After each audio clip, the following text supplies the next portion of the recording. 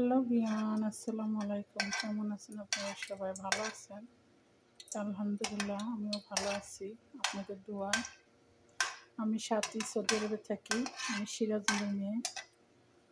তা আমি যেহেতু সৌদি আরবে থাকি, আমি মাছ খাইতেই পারি না। বেটি করে জ্বালায়, আরবি খালি কয় গন্ধ কয় গন্ধ কয়। এই জ্বালাতে মাছ খাইতেই পারি না।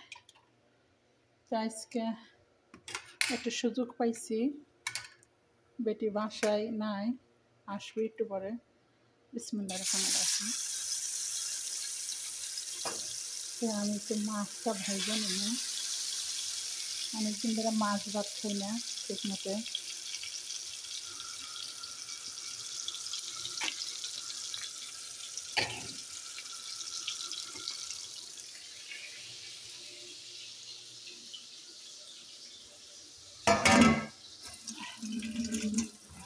তো হ্যালো বিয়ান, আমাকে একটু সাপোর্ট করেন, আমার সঙ্গে থাকেন, আর নতুন নতুন ভিডিওতে আমাকে একটু সাপোর্ট করেন।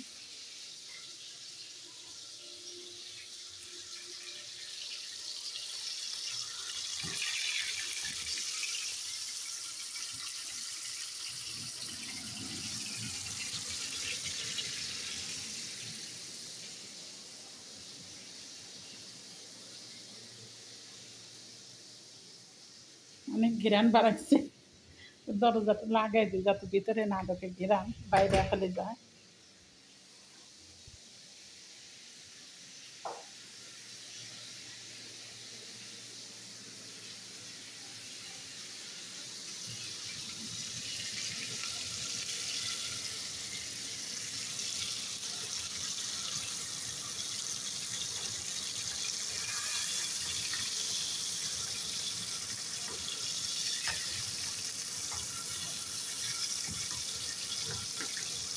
আমি আগে হলুদ, মরিচ, মানে মরিচ হালকা একটু দিচ্ছি, আর মাছের মশলা সাথে তো সবই তো থাকে। মাছের মশলা, আদা, রসুনের গুঁড়া ব্যবহার করছি। তারপরে লবণ দিয়ে মাখায় রাখছিলাম 1 ঘন্টার জন্য। তাহলে হয় কি যে মাছের ভিতরে ঝাল লবণটা ঠিক মতো ঢোকে, আর খাইতে সুস্বাদু লাগে। এই কারণে আমি ওইভাবে মাখায় রাখছিলাম 1-1.5 ঘন্টা, 1 ঘন্টার বেশি, বরাবর 1.5 ঘন্টার কাছাকাছি। পরে এখানে বাইজা নিতেছি,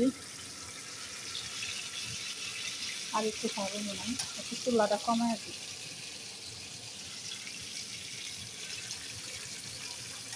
আমার কাছে মনে হয় যে এভাবে মাখায় রাখলে ভাজিটা ভালো হয়।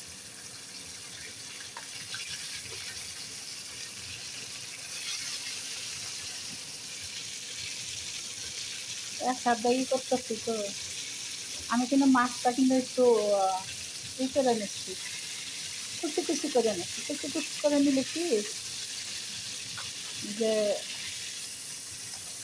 মাছটা তো ভেঙে ভেঙে গেল, চামড়াইয়া গেছে।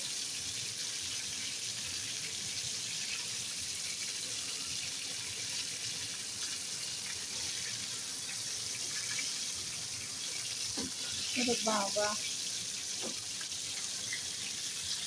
ঝাল লবণ ঠিক মতো দেবে, ডাল কিন্তু দিলে এটা আবার ভালোভাবে উল্টানো হয়ে গেছে। এদিকে আমার ভাতও হয়ে গেছে, ভাত পাকাইছি সাদা ভাত। হ্যালো বিয়ান, আজকে পর্যন্তই আপনাদের সাথে একটু শেয়ার করলাম। আমার চ্যানেলটা অবশ্যই ফলোতে রাখবেন, পেজটা।